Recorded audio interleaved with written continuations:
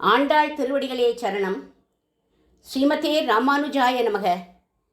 ஸ்ரீமதே நிகமாந்த மகா தேசிகாய நமக.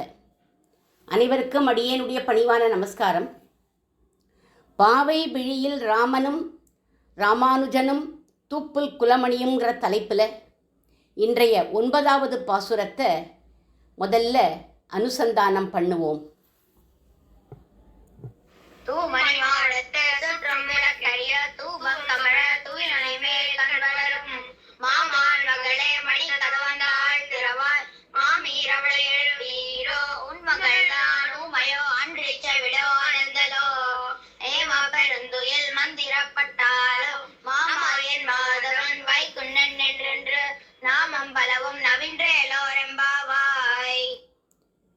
இந்த பாசுர பெண்மணி குணபூர்த்தி உள்ளவள், நல்ல குணம், எம்பெருமான் கிட்ட மகா விஸ்வாசம் கொண்டவள் இவள். நம்ம ஆண்டாள் இவளுடைய உறவை வச்சுக்கணும்னு ஆசைப்பட்டாள். அதனால இவளை மாமான் மகளேன்னு உறவை சொல்லி ஆசையோட அழைச்சா. ஸ்ரீமத் பாகவதத்தில் வேதவியாசரோட உறவு முறையை எப்படி சொல்லுவா அப்படின்னா, வியாசம் வசிஷ்ட நப்தாரம் சக்தேஸ் பௌத்திரம கல்மஷம் பராசராத் மஜம் வந்தே சுகதாதம் தபோநிதிம். ராமான்னு பேர் வச்சவர் யார்? வசிஷ்டர். இச்வாகு வம்ச குல குரு அவர். இவருடைய பிள்ளை சக்தி, சக்தியினுடைய பிள்ளை பராசரர், இவருடைய பிள்ளை வேதவியாசர், இவருடைய பிள்ளை தான் சுகபிரம்ம ரிஷி.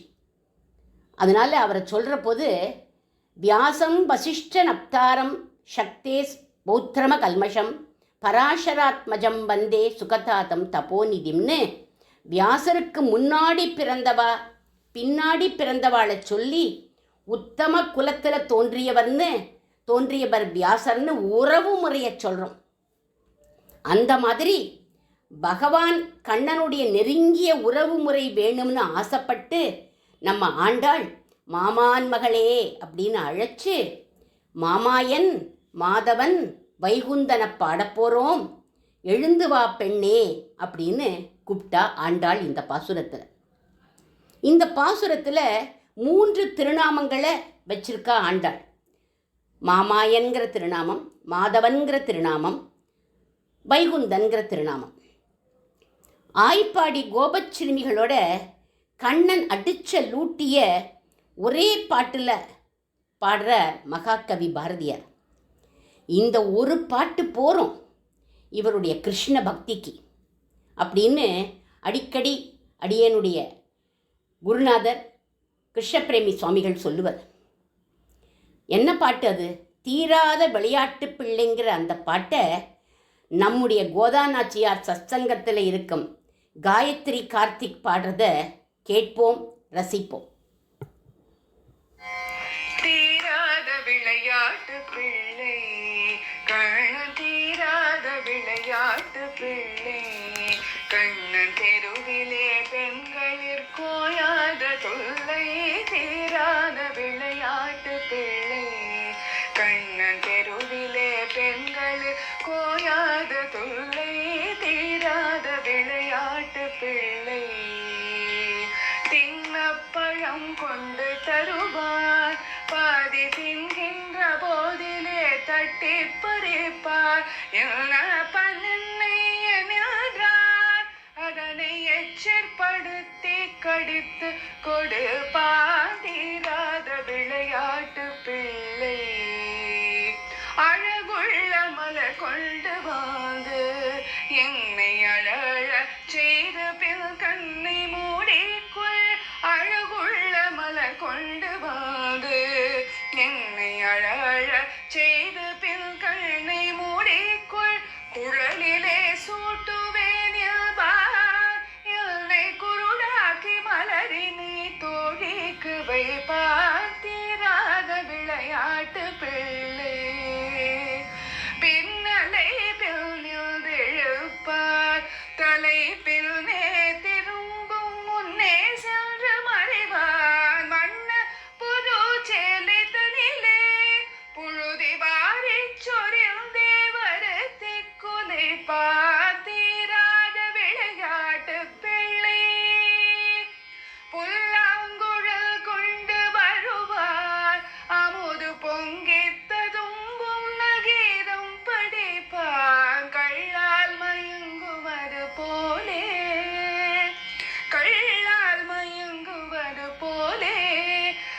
கண்ணனை கண்மூடி வாய்த்திறந்தே கேட்டிருப்போம் தீராத விளையாட்டு பிள்ளை விளையாட்டு பிள்ளை விளையாட்டு பிள்ளை.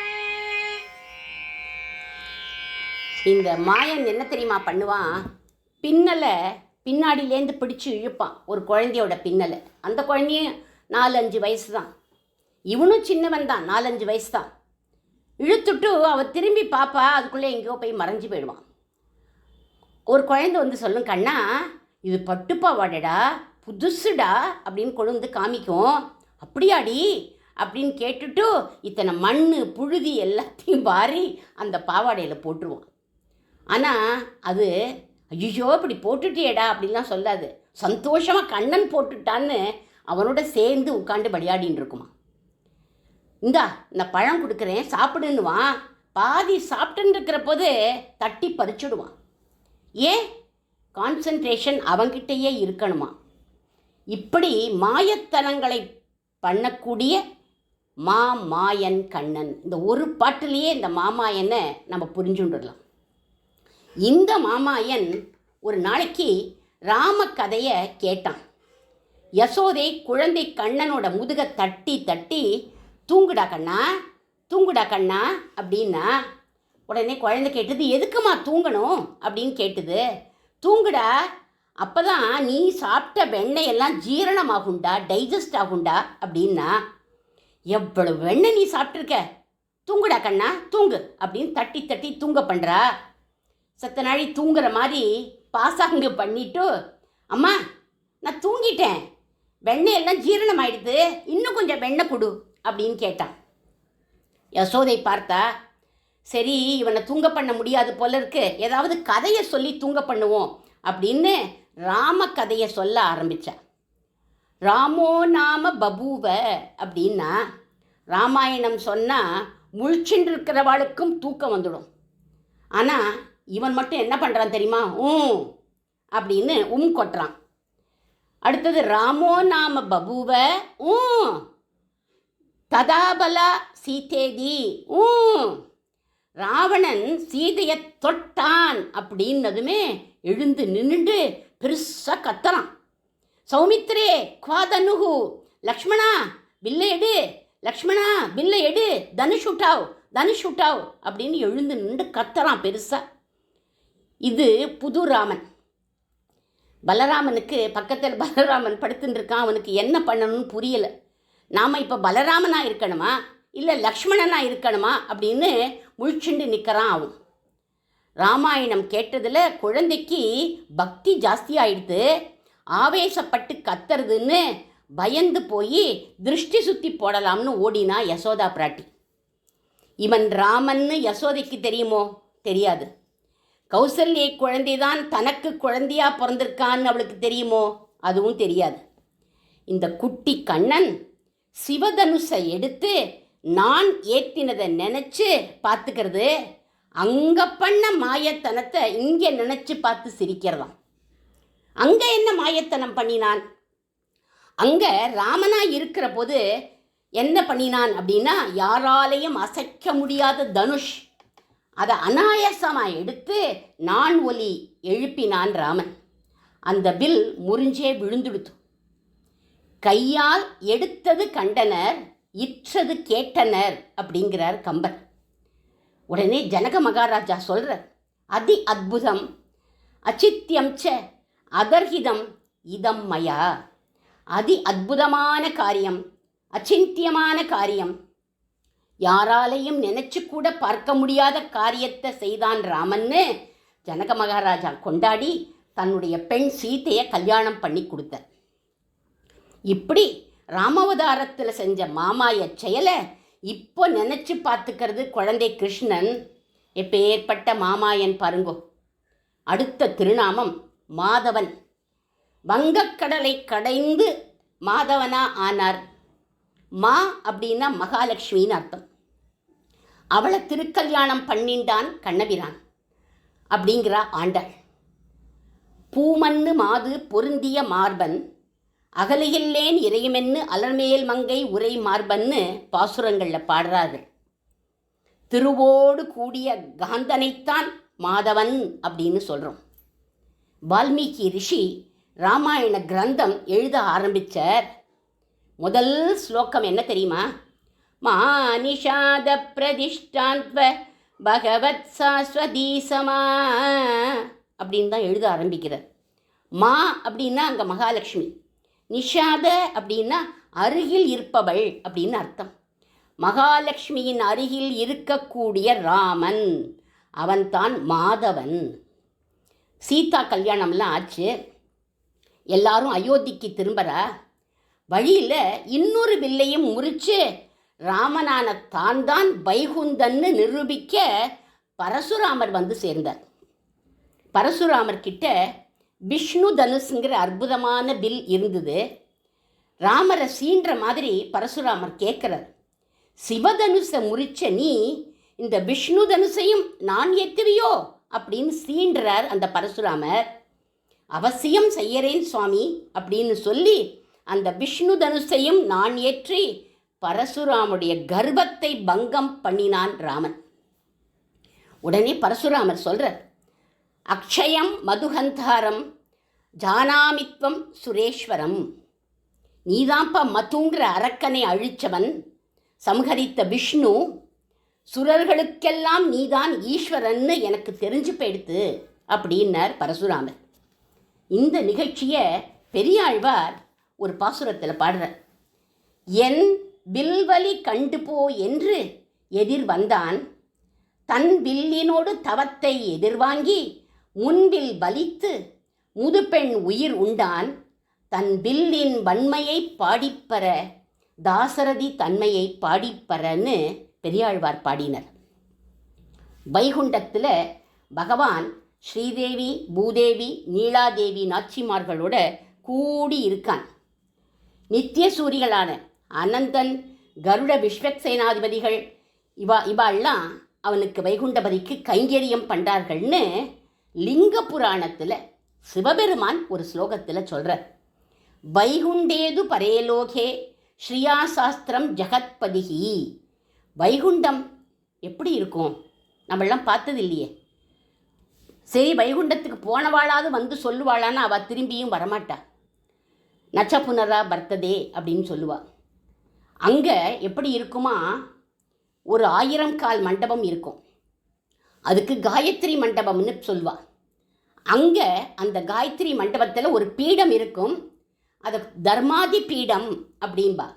அந்த பீடத்துக்கு மேலே கூர்மாசனம், அதுக்கு மேலே 1000 இதழ்களோடு கூடிய தாமரை புஷ்பம், அந்த தாமரை மேலே ஆதிசேஷ படுக்கை, ஆதிசேஷனுடைய 1000 தலைகள், அவருடைய கண்கள்லேருந்து மாணிக்கம் போல ஒளி அப்படியே தெறிக்கும். அந்த ஆதிசேஷன் மேலே பகவான் ஸ்ரீமன் நாராயணன் ஒரு காலை நீட்டி ஒரு காலை மடக்கி சங்கச்சக்கர கதாபாணேகே பீதாவாசா ஜகத்பதிகின்னு உக்காண்டிருப்பார். திருமடந்தை மண்மடந்தை இருப்பாலும் திகழ நலம் அந்தமில்லாத ஓர் நாடு அப்படின்னு ஆழ்வார் கூட பாடுறார். சகல ஜீவாத்மாக்களும் ஒரு நாளைக்கு நிச்சயமாக அங்கே போவோம். அந்த வைகுண்டபதி அப்போது நம்மளை கேட்பாராம், யார்ப்பா நீ அப்படின்னு கேட்பார். உடனே நம்ம என்ன தெரியுமா சொல்லணும்? உம்மை அந்தர்யாமியாக கொண்ட பிரம்மம், அதாவது அகம் பிரம்மாஸ்மி அப்படின்னு சொல்லணும். இந்த வார்த்தை நமக்கு ஞாபகம் இருக்குமா அப்படின்னு கேட்டால், அங்கே போனால் பூரண ஞானம் கிடைச்சிடும், 100% ஞானம் கிடைச்சிடும். இப்படி வைகுண்டத்தை பற்றி நம்முடைய பூர்வர்கள் வியாக்கியானம் பண்ணுவார். ஆண்டாள் நாச்சியார் மாமாயன் மாதவனை சொல்லி வைகுந்தனான அவனை அடைய அவனோட திருநாமங்களை சொல்லுங்கள் அப்படின்னு நமக்கு தத்துவத்தோட ஹிதத்தையும் இந்த பாசுரத்தில் அருளியிருக்காள்.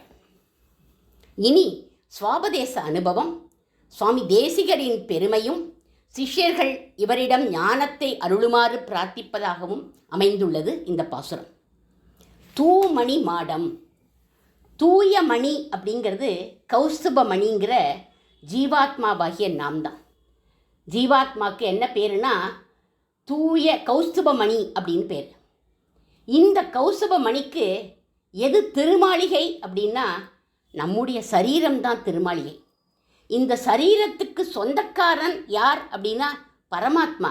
நம்ம நினச்சிட்டு இருக்கோம் நம்ம தான் சொந்தக்காரன்னு. இல்லை, பரமாத்மா சொந்தக்காரன். நம்மோட இந்த சரீரத்தை காப்பது எது? திருமண் காப்பு. திருமண் காப்பு இல்லை, பெண்களாக இருந்தாக்க நம்ம என்ன நெத்திக்கு இட்டுக்கிறோமே, அதனால தான் நெத்திக்கு இட்டுக்கணும் அப்படின்னு சொல்லுவா. பால் நெத்தியாக இருக்கக்கூடாது. அதுதான் பாதுகாப்பு இந்த சரீரத்துக்கு. சுற்றும் விளக்கெரிய நம்முடைய கண், காது, மூக்கு முதலிய பஞ்சேந்திரியங்களை கொண்டு எல்லாத்தையும் நம்ம தெரிஞ்சுக்கிறோம். எல்லா விஷயங்களையும் இவைகள் நமக்கு காண்பிச்சு கொடுக்கறது. கண்ணால் பார்க்குறோம், பகவானை பார்க்குறோம். காதால் அவனுடைய நாமாக்கள் உபன்யாசத்தை கேட்குறோம். அதுக்கப்புறம் மனசால் அவனை தியானிக்கிறோம். அதனால் இதெல்லாம் அவனுடைய இந்த எல்லா விஷயங்களையும் நமக்கு காண்பிச்சு கொடுக்கறது.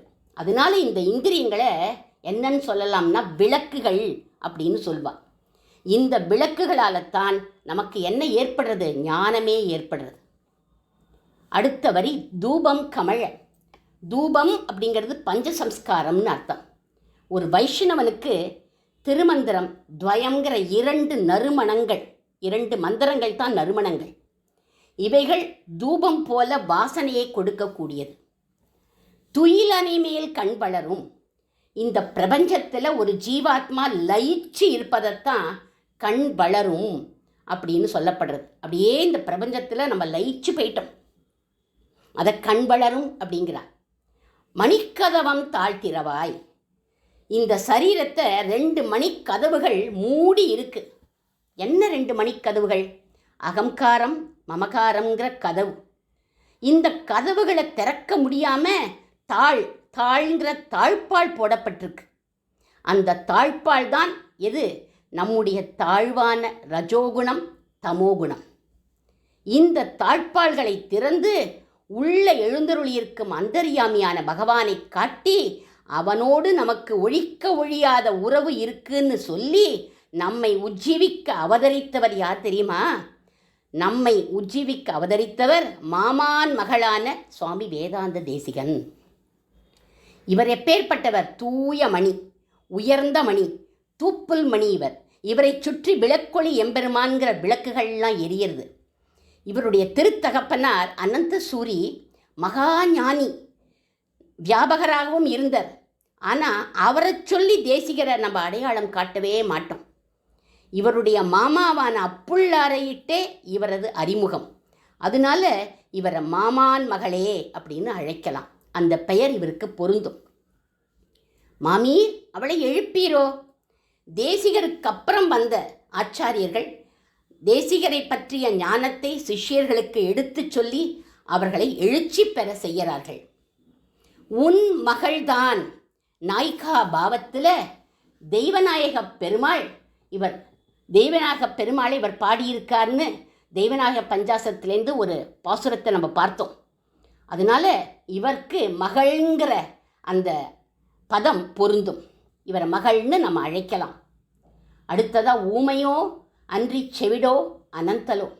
சுவாமி வேதாந்த தேசிகர் பிறரை இகழ்ச்சியாக பேசவே மாட்டார். ஊமையாக இருப்பாராம். அந்த சமயம் கேட்பதில் செவிடாக இருப்பார். யாராவது இகழ்ச்சியாக பேசினா கூட காதில் கேட்காத மாதிரி செவிடாக இருப்பாராம். எம்பெருமான் கைவிட மாட்டார்னு மகா விஸ்வாசத்தோடு இருக்கக்கூடியவர் சுவாமி. இப்பேற்பட்ட தூய மணி யார் தெரியுமா? மாமாயன். செயற்கரிய செயல்களை செய்து முடிப்பார் இந்த மாமாயனான சுவாமி வேதாந்த தேசிகர். எல்லா கலைகளிலும் வல்லவர்னு பார்த்தோம். போன தடவை கிணறு வெட்டினார்னு பார்த்தோம். இங்கே ஒரு சிற்பி இவருடைய சக்தியை பரிசோதிக்க நினச்சான்.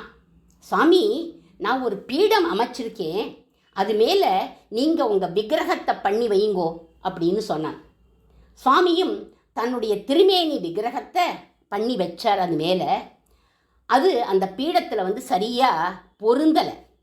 உடனே அந்த சிற்பி அந்த விக்கிரகத்தின் ஒரு பக்கத்தில் உளியால் அடித்தான். அடுத்த நிமிஷம் சுவாமியுடைய திருமேனியிலிருந்து ரத்தம் பீரிட்டு வந்தது. அதை பார்த்து அந்த சிற்பி மனம் வருந்தி மன்னிப்பு கேட்டான் சுவாமி கிட்ட. சுவாமியே அதுக்கப்புறம் அந்த பீடத்தையும் சரி பண்ணி விக்கிரகத்தை அதில் பொருத்திட்டார். இந்த விக்கிரக திருமேனியை திருவகீந்திரபுரத்தில் தெய்வநாயகப் பெருமாள் கோவிலில் நம்ம சேவிக்கலாம். இது இவராக பண்ணின அந்த திருமேனி. இது மாமாயச் செயல்தானே. அடுத்ததான் மாதவன். மா அப்படின்னா ஹரி, தவ அப்படின்னா தலைவர்னு அர்த்தம். ஹரியை நன்கு அறிந்த தலைவர் இவர். வைகுந்தன் எம்பெருமானோடு நாம் சேர என்னென்ன தடைகள் நமக்கு வருமோ அவைகளையெல்லாம் நீக்கக்கூடியவர் இவர். வைகுந்தத்துக்கு நம்மை அனுப்பக்கூடியவர் இவர். தடைகளை நீக்கி அனுப்பக்கூடியவர் இவர். நாமம் பலவும் நவின்று சுவாமி திருநாம சங்கீர்த்தனத்தின் பெருமையை உணர்ந்தவர் இவர். அதனால பெருமாளுக்கும் பிராட்டிக்குமான பல திருநாமங்களை எடுத்து தொகுத்து சோஸ்திர வடிவில் கொடுத்திருக்க நம் சுவாமி. நம்மாழ்வாருடைய திருவாய்மொழி 1000 பாசுர ரத்தனங்களையும் தொகுத்து திரமிடோபனிஷத் தாத்பரிய ரத்னாவளின்னு 1000 நாம ரத்னங்களாக கொடுத்திருக்கார் நம் சுவாமி. அதில் ஒரு நாம ரத்தனத்தில் நம்மாழ்வார் நாயிகா பாவத்தில் எம்பெருமான அனுபவிச்சதை சொல்கிறார் அவர்.